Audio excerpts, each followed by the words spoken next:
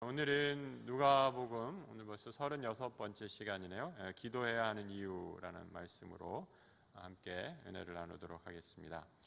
지난 시간에 누가복음 17장의 말씀을 통해서 하나님의 나라 제자들 실족하지 않도록 해야 된다라는 걸 함께 살펴보았죠.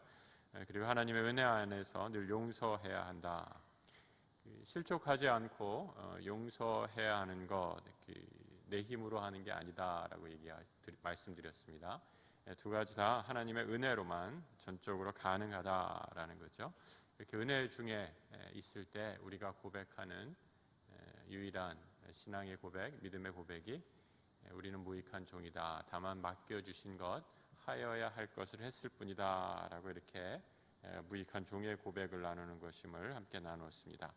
오늘은 18장 비유로 시작하고 있습니다. 하나님 나라 제자의 일을 감당하기 위해 제자들에게 꼭 필요한 것을 말씀해 주시면서 그것이 오늘 예수님께서 기도라고 이렇게 말씀해 주고 있죠.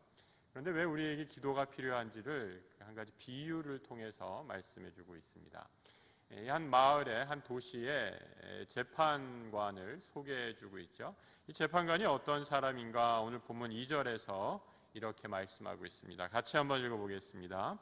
어떤 도시에 사람을 무시하는 한 재판장이 있는데, 이 재판관이 있는데 이 사람 이렇게 소개해 주고 있죠. 하나님을 무서워하지 않는 재판관이다. 그리고 또 하나 사람을 무시하는 재판장이다라는 거죠. 그러니까 아래로도 무시할 것, 세상에서도 무서울 것 없고 하늘로도 무시할 것 없는 흔히 아나무인이다라고 이렇게 얘기하는 사람, 그런 사람입니다. 그 예수님 시대의 재판관, 특별히 이제 팔레스타인의 재판관은 로마에서 파송했거나 아니 대부분 유대인인 경우가 많이 있었습니다. 유대인에게 그 지방을 다스릴 수 있는 이 사법 권한을 부여하는 경우가 있죠. 그래서 그 재판관이 그 재판을 다 관리를 하는데요. 생사여탈, 그러니까 삶이냐 죽음이냐 이 사형에 관한 것만 로마 법정에 있는 로마 재판관이 감당할 수 있고 나머지는 모든 것은 다 그 지역에 있는 재판관한테 맡겼다라는 거죠. 그러니까 이 지역에 예수님이 여기서 지금 활동하셨던 이 지역에서 이 지역 재판관의 권한이라는 것은 아주 절대적이다라고 이렇게 말씀드릴 수 있습니다.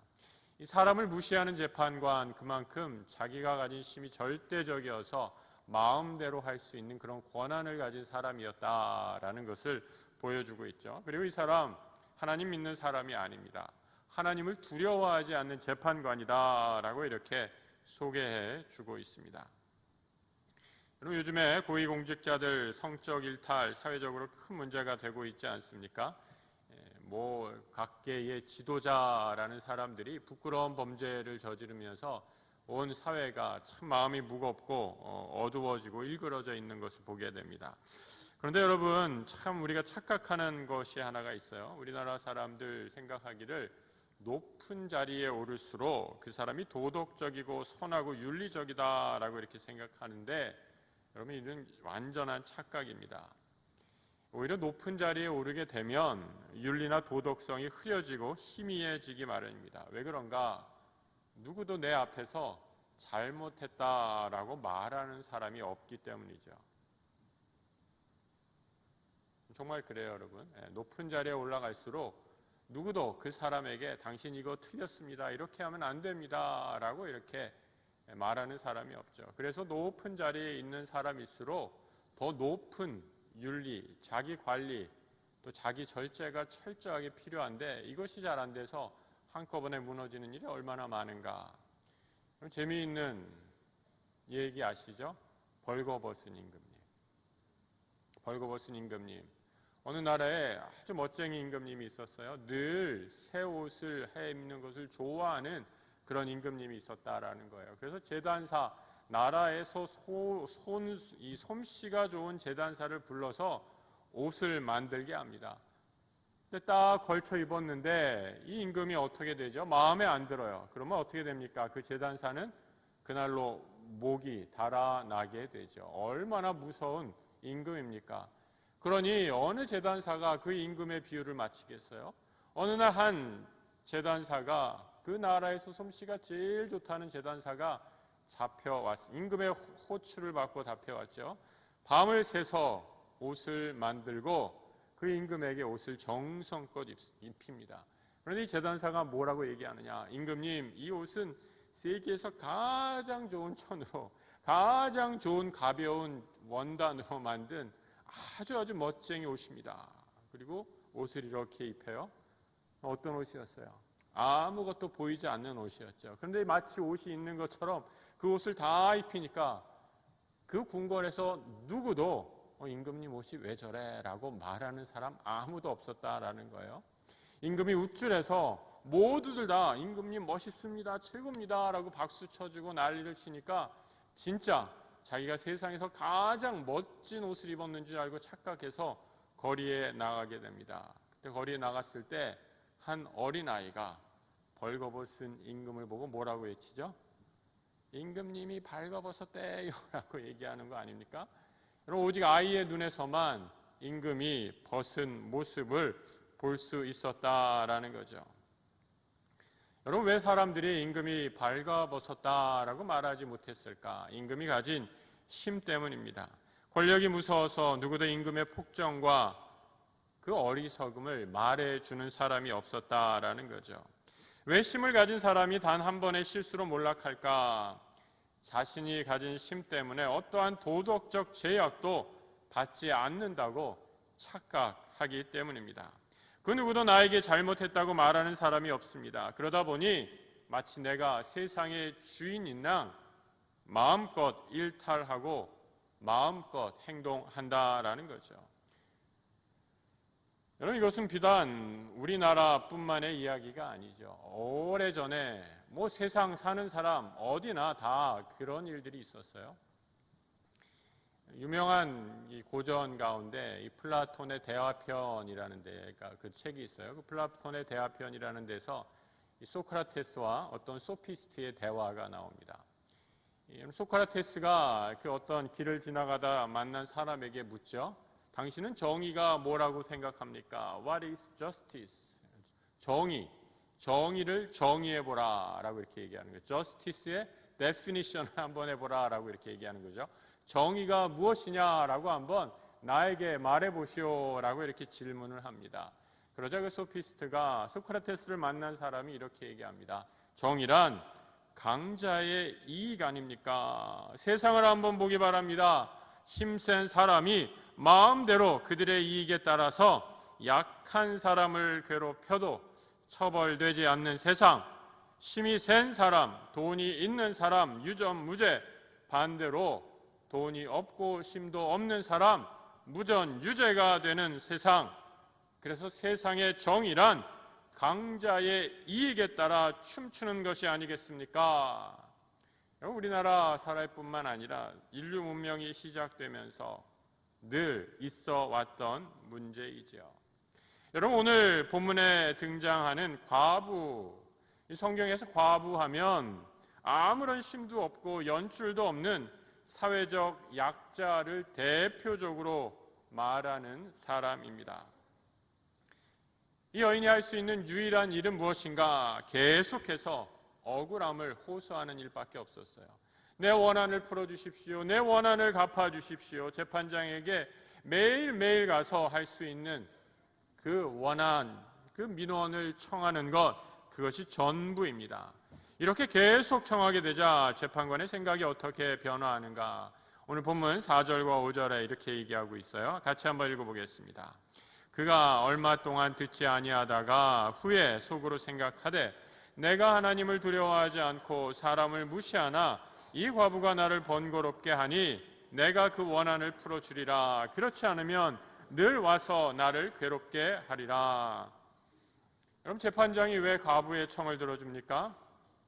과부가 끈질기게 청했기 때문이다라는 거죠. 이 재판장 다시 말하고 있지만 하나님 믿지 않는 사람입니다. 힘이 없는 사람, 무시하기로 소문난 악한 사람입니다. 그런데 이 재판관이 마음이 바뀐 이유, 끈질기게 이 여인이 졸라댔다. 그래서 재판관을 괴롭게 했다라는 거죠. 여러분 여기서 괴롭게 했다라는 말 헬라어에 히포피아제라는 단어가 사용이 되고 있어요. 히포피아제 참 재미있는 단어인데 이 말의 뜻은 원어의 뜻은 주먹을 쳐서 눈이 꺼멓게 멍이 들다라는 그런 뜻이에요.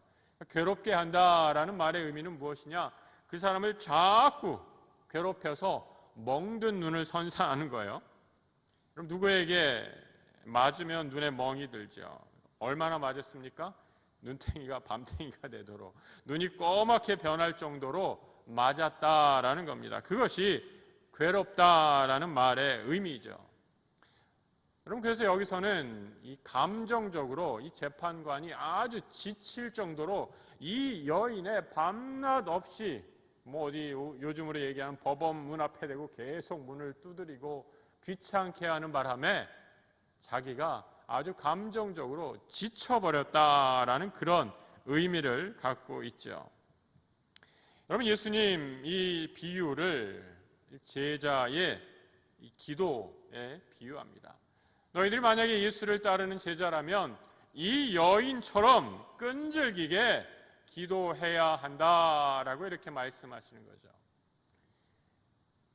여러분 동물의 왕국 좋아하세요? 저는 동물의 왕국 가끔 보는 거 참 좋아하는데 특히 좋아하는 장면이 이제 사냥 장면이에요. 이 맹수들이 사냥하는 장면 보고 있으면 참 신기하지 않습니까? 멋있고 사자 이런 동물들, 치타 이런 동물들이 사냥하는 장면을 보면 참 멋있다라는 생각. 어떻게 저렇게 날렵하게 달릴 수 있을까? 근데 여러분 이 그 설교를 준비하다가 갑자기 이런 생각이 들면서 이 동물들 가운데 제일 사냥을 잘하는 동물이 어떤 동물인지 아세요? 고양이과 동물 중에 맹수류의 고양이과 동물 중에 네 발로 달리는 동물들 중에 사냥을 제일 잘하는 동물이 뭐 아프리카 얘기입니까? 아프리카산 들깨다. 저도 어떤 동물인지 잘 모르겠어요. 근데 이 동물의 특징은 떼지어서 사냥을 해서 그룹으로 사냥을 해서 사냥을 할 때 거의 실패하는 확률이 없다라고 해요. 아프리카산 들깨가 제일 사냥의 명수고 그 다음에 여러분들이 잘 아시는 치타, 빠르기로 유명한 치타가 한 3위 정도 되고요. 그 다음에 이 라이언, 사자가 한 7위 정도 랭크합니다. 우리가 잘 아는 호랑이, 인도산 호랑이의 경우에 그 맹수리의 그 확률적으로 다 사냥 확률을 다 조사해 봤을 때 호랑이가 이 사냥 랭킹 순위에서는 10위로 최하위에 있었어요. 왜 이렇게 호랑이가 사냥이 잘 성공 실패율이 많을까 생각을 해보니까 그 호랑이의 독특한 사냥 방법 때문에 있다라는 거죠. 그럼 이 호랑이는요, 한 번 사냥을 하면 2주 동안 굶어도 된대요. 그러니까 한 번 사냥을 할 땐 온 힘을 다하여서 사냥을 온 집중을 해서 다 하는 거죠. 호랑이가 확 달리면 최대 80km까지 속도를 낼 수 있지만 호랑이의 약점은 뭐냐? 지구력이 떨어진다라는 거예요. 오래 달리지 못해요. 그래서 호랑이는 그 호랑이의 사냥의 특징은 뭐냐면 단 한 번의 어택으로 처음 공격으로 사냥이 실패하면 거의 실패한다라는 거예요. 그래서 호랑이의 이 사냥법의 특징은 여기 이제 먹이가 있으면 먹이에 최대한 가까이 몰래 접근해서 그래야죠. 가까이 가야지. 최대한 먹이에 가까이 접근해서 한 번에 이 먹잇감을 탁 쳐야지. 뭐 발톱으로 찢든 뭐 치든 입으로 물어뜯든 단 한 번의 공격으로 사냥을 하지 않으면 실패할 확률이 높다라는 거죠. 그러니까 여러분 이 호랑이는요, 이렇게 한 번 딱 자기가 먹이를 딱 찜하잖아요. 그럼 웬만해서는 잘 포기를 안 한다라는, 끝까지 요즘 말로 스토킹을 해서 먹잇감을 쫓아가서 기어코 잡는다라는 거예요. 그런데 또 하나의 통계에 의하면 이 야생에서 호랑이가 10마리가 출생을 하면 이 야생의 호랑이가, 새끼 호랑이가 어른 호랑이로 자라는 확률이 30%밖에 되지 않는다라는 거죠. 그러니까 10마리 중에 7마리는 죽고 3마리만 살아남는다라는 겁니다. 호랑이가 그러니까 사냥을 한번 한다라는 것 무슨 말이에요? 죽기 살기로 이거 만약에 내가 놓치면 죽는다라는 생각으로 생명을 걸고 사냥을 한다라는 거죠. 그럼 저는 그 내용을 보면서 우리 기도 생활도 이래야 되지 않을까. 오늘 과부의 강청하는 기도, 끈질기게 하는 기도, 예수님께서 오늘 이런 정신을 가르쳐 주시는 것이 아닐까 생각합니다. 성도 여러분, 기도 어떻게 하십니까? 끈질기게 하십니까? 아니면 기도하다가 포기하고 내려놓으셨습니까? 끈질긴 기도가 우리를 살립니다. 이 밤 우리 모든 영성 예배 나오신 모든 분들 기도하기를 포기하지 말고 계속해서 이 기도의 믿음의 경주를 달려가는 우리 성도들 되시길 축복합니다. 그러면 무조건 울며 불며 매달리면 우리 하나님 다 들어주시는가? 소위 이제 무대포 정신이죠. 무대포 기도로 그냥 메어달리면 하나님 들어주실까? 여기에 대해서는 한번 더 생각해 볼 필요가 있죠. 여러분, 과부의 청을 다시 한번 살펴보기 바랍니다. 오늘 3절의 말씀 같이 한번 읽어보겠습니다.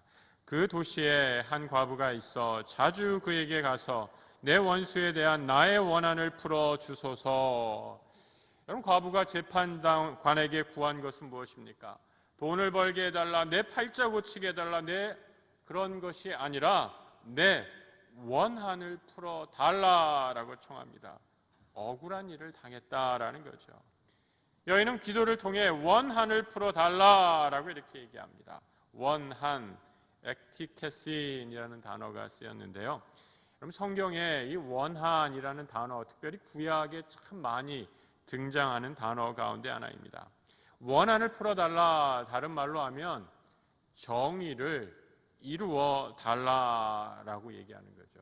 그 영어 표현에 bring on justice라는 그런 표현이 있는데 그 정의가 내 삶 속에 이렇게 가져오도록 해달라라고 이렇게 얘기하는데 그 정의, 그러니까 옳고 그른 것이 다 드러나서 하나님께서 내 삶에, 이 세상에 정의를 가져오게 해달라라고 이렇게 청하는 거죠. 여러분, 성경에서 원한을 풀어주고 다시 말해 정의를 실현해 줄 수 있는 딱 한 분, 하나님밖에 안 계십니다. 세상의 참된 정의는 하나님으로 이루어지기 때문이죠.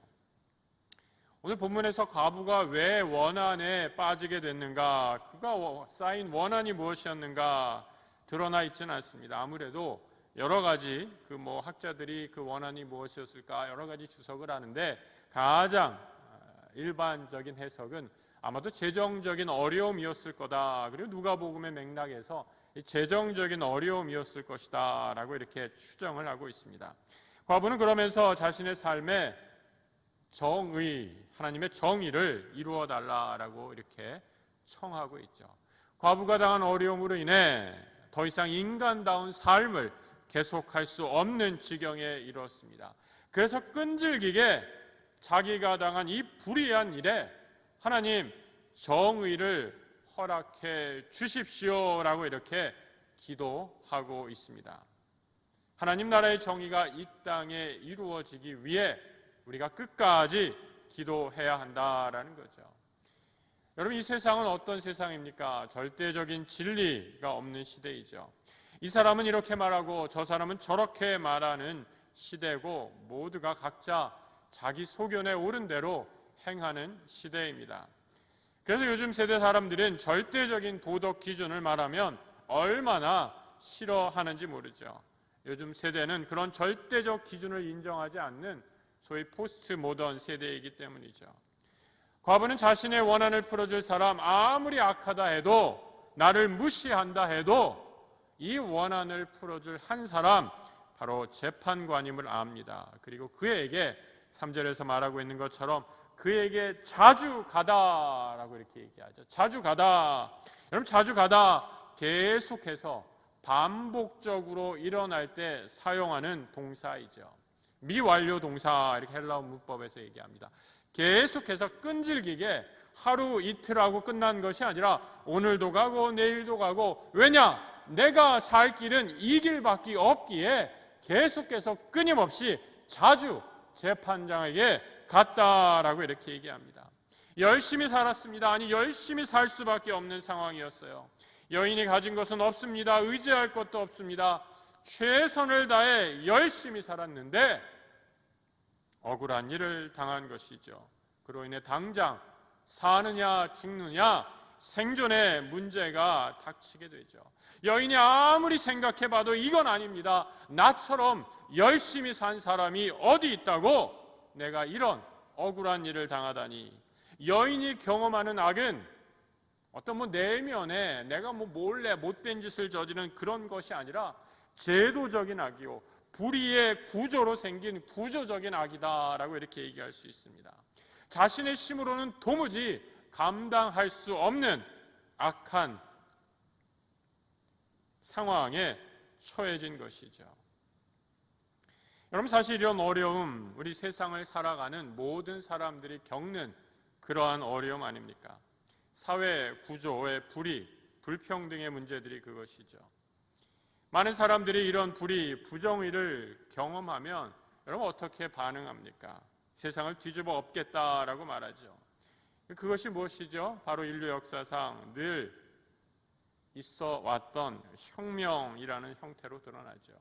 아니, 이런 거지 같은 세상이 어디 있나, 다 엎어버리고 새로 하자. 그래서 시작된 것이 공산주의 혁명이기도 하죠. 그런데 여러분, 예수님은 내 힘으로 감당할 수 없는 일을, 그 불의한 일을 당할 때 그때 어떻게 하라고 말씀하십니까? 기도하라고 말씀합니다. 그것이 바로 기도의 힘이고 능력이기 때문이죠. 그리스도인이라면 혁명으로 세상을 바꾸는 것이 아니라 기도로 세상을 바꾸는 사람들이다라는 거죠. 여러분, 기도의 힘을 믿는 우리 성도들 되시길 부탁합니다. 이는 우리 하나님께서 전능하신 분이기 때문입니다. 하나님이 결국엔 악인을 심판하시고 이 땅에 참된 정의를 실현해 주시는 분임을 믿고 포기하지 않고 기도할 수 있기 때문입니다. 여러분, 근데 이런 기도를 하다가 생기는 가장 큰 어려움이 무엇입니까? 오늘 예수님께서 말씀해 주시면서 낙심하는 것이다 라고 얘기하죠. 예수님이 그래서 오늘 이 기도를 비유로 가르쳐 주시는 이유이기도 합니다. 18장 1절의 말씀 같이 읽어볼까요? 예수께서 그들에게 항상 기도하고 낙심하지 말아야 할 것을 비유로 말씀하셔. 여러분, 지금 내가 기도한다. 여러분, 기도했는데 얼마나 형편이 나아지셨습니까? 기도해도 현실은 하나도 나아진 것이 없죠. 그래서 절망하게 되죠. 세상은 여전히 과부가 경험했던 것처럼 억울하고 분하고 누구 하나 의지할 일 없는 그런 세상처럼 보입니다. 선한 사람은 늘 피해를 보고 열심히 일을 하고 정직한 사람은 오히려 사기를 당해 피해를 보는 온갖 술수와 거짓이 넘쳐나는 세상이죠. 여러분, 욥도 똑같은 질문을 합니다. 욥기 21장 7절 이하에서 이렇게 얘기하고 있죠. 어찌하여 악인이 생존하고 장수하며 세력이 강하냐. 참, 이런 거 보면 얼마나 속이 뒤집혀요. 악인이 생존하고 장수까지. 왜 이렇게 악한 인간들은 오래 사는지 모르겠어요. 착한 사람들은 하나님 빨리 데려가시는 것 같아요. 그리고 그들 후손까지도 그들과 함께 굳게 서고 자손이 그들의 목전에서 그러하구나. 그들의 집이 평안하고 두려움이 없고 하나님의 매가 그들 위에 임하지 아니하며 그들의 수소는 새끼를 베고 그들의 암소는 낙태하는 일이 없이 새끼를 낳는구나. 그들은 아이들을 양떼같이 내보내고 그들의 자녀들은 춤추는구나.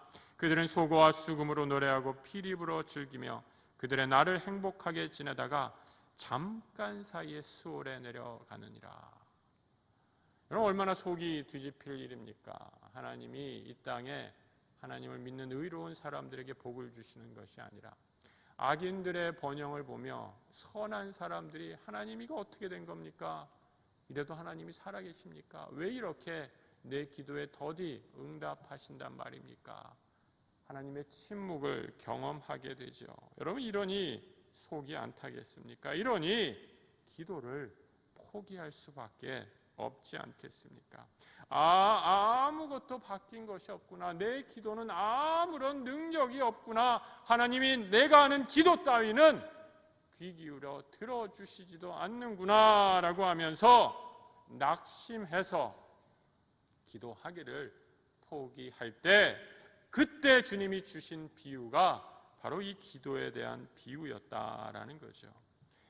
여러분, 주님은 이 비유를 말씀해 주시면서 오늘 본문 6절과 7절에 불의한 재판관과 하나님을 비교해서 말씀해 주고 있어요. 한번 같이 한번 읽어보겠습니다. 주께서 또 이르시되 불의한 재판장이 말한 것을 들으라. 하물며 하나님께서 그 밤낮 부르짖는 택하신 자들의 원한을 풀어주지 아니하시겠느냐? 그들에게 오래 참으시겠느냐? 그럼 재판장 말씀드렸던 것처럼 아주 나쁜 인간입니다. 악한 사람입니다. 하나님 모르고 사람을 무시하는 아주 나쁜 인생입니다. 그런데 이 악한 인간도 과부가 끈질기게 조르고 기도하니까 그 기도를 들어주셨는데 하물며 하늘에 계신 너희 아버지가 우리의 기도를 거절하시겠느냐? 제가 언제 한번 말씀드린 적이 있는 것 같은데 이런 표현, 이 히브리의 수사학적인 표현이 있습니다. 작은 것을 얘기하면서 더 큰 것을 얘기하는 것, 히브리어로 칼 와호메르라는 것인데요. 우리 찬양 가운데서도 이런 찬양이 있죠. 아주 작은 것에서 시작하면서 더 큰 것으로 나아가는 거죠. 대표적인 이 찬양이죠. 찬송가 몇 장인지 모르겠어요. 예수를 생각만 해도 내 맘이 좋거든 주 얼굴 배울 때야. 뭐죠? 얼마나 좋으랴. 예수를 생각만 해도 내 마음이 이렇게 기쁜데 그 영광의 날, 마지막 날 주님을 내가 직접 얼굴 대 얼굴로 맞대고 볼 때 얼마나 기쁘고 감사하겠느냐. 작은 것에서 생각해서 시작해서 더 큰 거로 나가는 거죠. 불의한 재판관을 한번 생각해 보라. 누구도 누구의 얘기도 들어주지 않는 그런 사람이다라는 거죠. 원한을 들어주기는커녕 사람을 무시하고 하나님을 경외하지도 않는 이 재판관도 억울한 밤낮 부르짖는 사람의 원한을 들어주는데 너희들이 믿고 있는 이 자비하신 하나님, 사랑이 많으신 하나님이 우리의 기도를 왜 들어주지 않겠느냐라고 말씀해 주는 것이죠. 그럼 주님이 말씀하시는 하나님의 성품, 원한을 풀어주시는 하나님, 아까 원한을 풀어준다라는 것은 정의를 실현한다라고 말씀드렸어요. 정의의 하나님이시죠. 하나님 누구의 원한을 풀어주십니까? 밤낮 택하는 자들의 원한을 풀어주신다라는 거죠. 우리 하나님이 우리의 기도를 궁극적으로 들어주시는 그 이유는 무엇일까? 여러분의 기도가, 여러분 우리가 착각하면 안 돼요.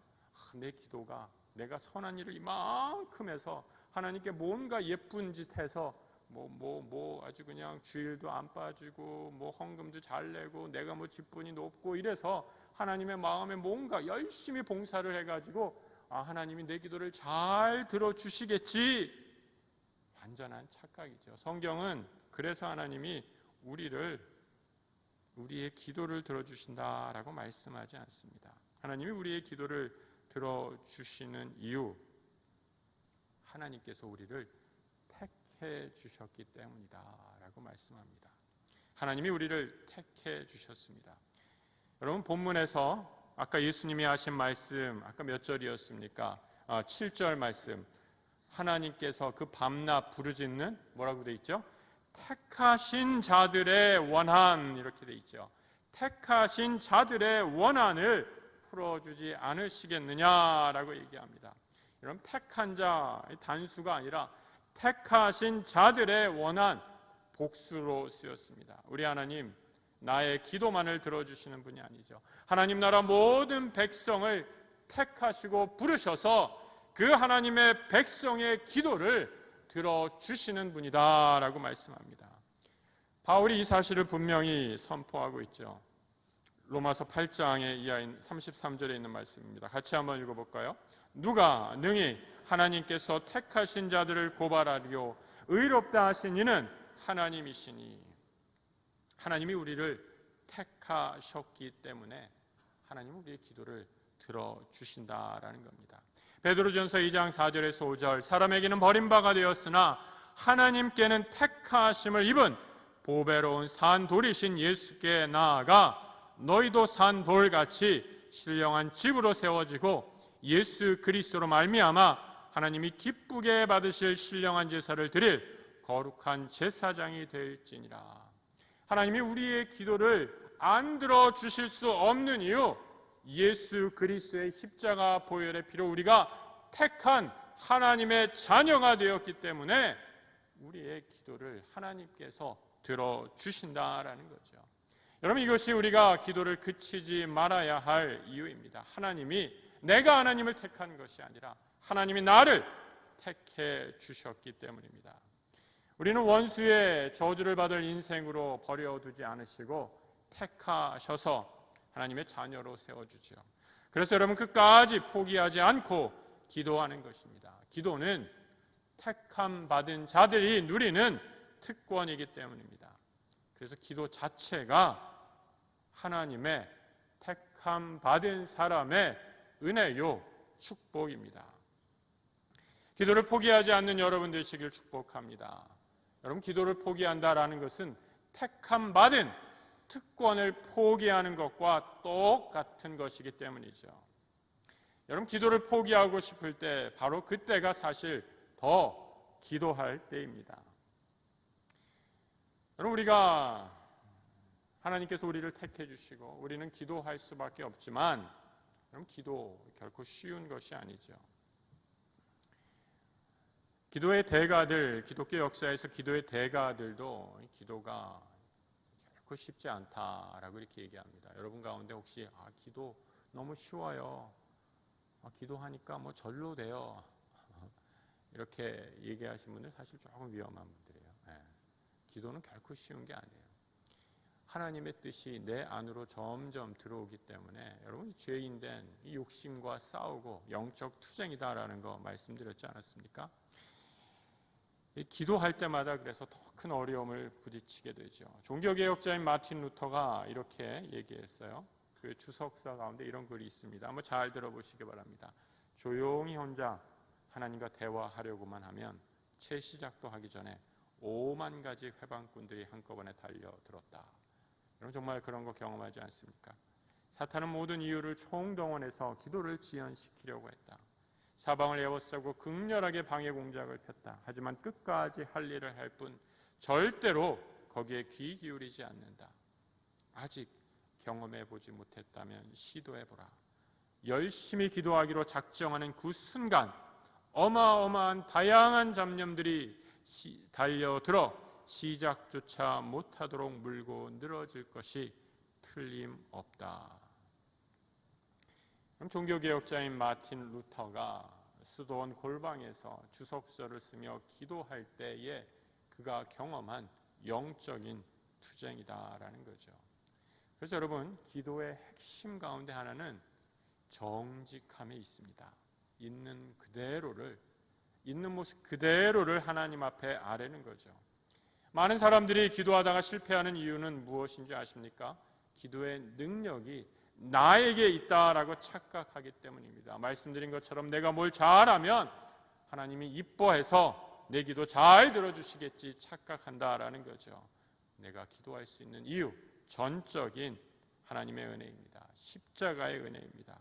보혈의 은혜로만 가능한 거죠. 그러므로 우리는 담대하게 은혜의 보좌로 나아갑시다. 그리하여 우리가 자비를 받고 은혜를 입어서 제때에 주시는 도움을 받도록 합시다. 시브리서 4장 16절의 말씀입니다.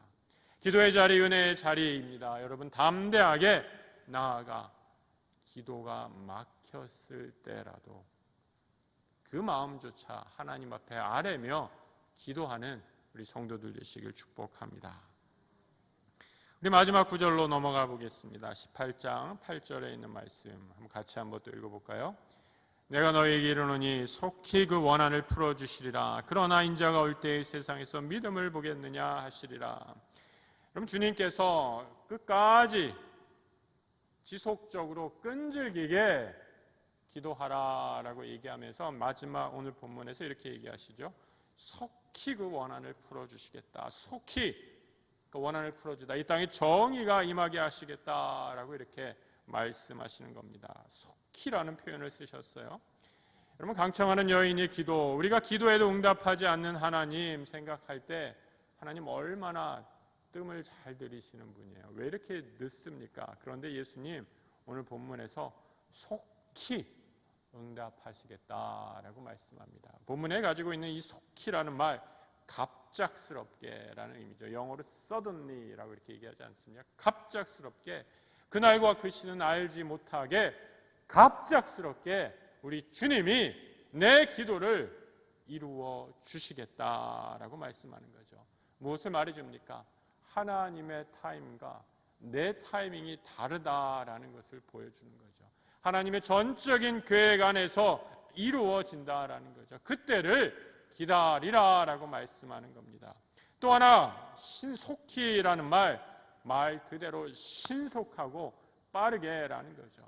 비록 내가 느끼기엔 더디 느껴지지만 하나님께서 한번 일을 시작하면 내가 감당할 수 없을 정도로 신속하게 하나님의 뜻이 내 삶 가운데 이루어지도록 역사하신다라는 겁니다. 그때가 임하면 악인들이 심판받고 택하신 자들이 더 높임을 받는 존귀한 역사, 심판의 역사가 일어날 것이다 라는 거죠. 여러분, 예수님께서 이 마지막에 그리고 이렇게 말씀하고 있어요. 인자가 올 때에, 그러나 인자가 올 때에 세상에서 믿음을 보겠느냐 하시니라. 마지막에 이게 무슨 말씀이에요? 인자가 올 때 바로 심판의 날입니다. 그때 과연 누가 믿음을 가지고 있겠느냐라고 말씀합니다. 이 반어법이죠. 앞서서 얘기했던 기도의 쭉 가르침을 얘기하면서 이 말세의 세상에 누가 믿음을 갖고 있느냐라고 말씀하는 겁니다. 세상의 마지막이 가까울수록 믿음을 지키는 사람이 없어집니다. 세상의 마지막이 가까울수록 간청하는 과부처럼 쉬지 말고 기도하는 사람이 사라져 버린다라는 거죠. 바로 그때 주님 이 날이 도적처럼 오겠는데 그때까지 믿음을 지키고 기도하라라고 말씀하는 것이죠. 마지막 종말이 올 때 기다릴 수 있는 힘, 그것이 또한 기도임을 잊지 마시기 바랍니다. 여인은 언젠가는 나의 원한이 풀어지리라 라고 끝까지 기도했던 것처럼 믿음의 사람, 하나님의 심판이 이 땅 가운데 정의가 이루어질 것을 믿고 기도하는 것이죠. 끈질기게 기도하는 사람은 하나님이 세상의 악한 재판관과는 차원이 다른 좋으신 선한 목자 되심을 믿고 끝까지 기도합니다. 힘들어도 기도하는 사람은 기도가 택하신 자들의 특권임을 믿고 기도하는 것입니다. 내가 말 한마디조차 내뱉을 수 없을 때조차도 기도하는 사람은 하나님이 내 이 신음 소리조차도 받으시는 자비로운 아버지이심을 믿기 때문입니다. 성도 여러분, 기도를 포기하지 마시고 낙심하지 마시고 계속 기도의 자리로 나아가는 우리 귀한 성도들 되시길 주님의 이름으로 축복합니다.